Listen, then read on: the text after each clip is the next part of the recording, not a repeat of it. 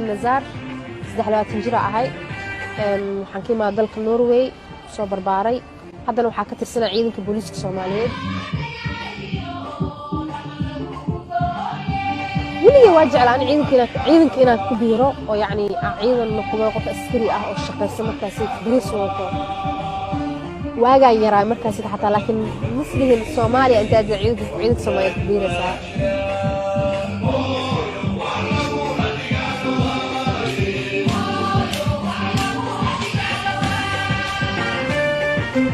marka dareeska xirto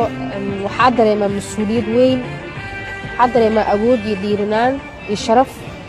wax walba markaa shaqada soo aado oo arko shacabka oo si nabad ah ku soo toosay oo ardayda iskuulada u socoto suuqa furan yahay gawaarida iyo ganacsiga si nidaam ah u socdaan farxadan la qiyaasi kana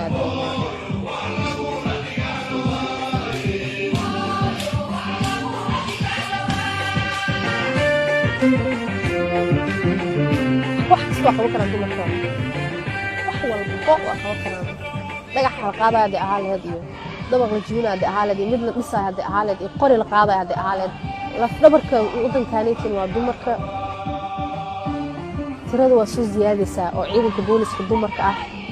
xataa aan dhahno sektarada oo yacni security-ga ah iyo xataa shaqaalaha dowladda markaas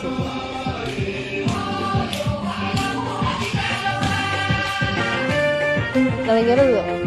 oo shacabka Soomaaliyeed ay arkaan markaas inaan shaqeynayo oo darees aawato way weydiiyaan qaabka ugu soo biiri lahaayeen ciidanka iyo yacni wadaday mari lahaayeen anna waxaan ka caawin karo waa ka